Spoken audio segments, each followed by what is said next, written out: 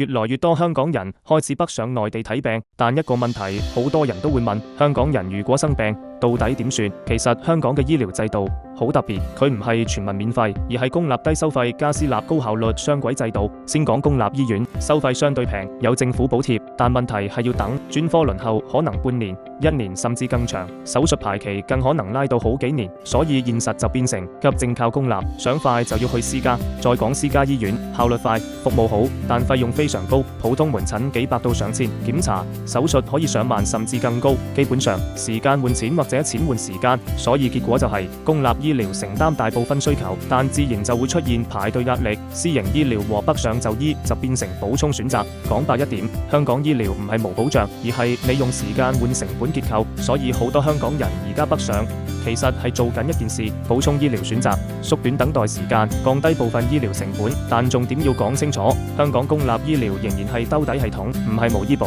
而係制度設計唔同。總結一句，香港醫療體系唔係好壞問題，而係一個選擇問題。等 BS 快，公立 BS 私家，北上你點選擇，就決定你點體驗。如果你想了解北上睇病點樣操作，醫保點樣用最劃算，辦理內地居住證，可以留言66，我發流程俾你。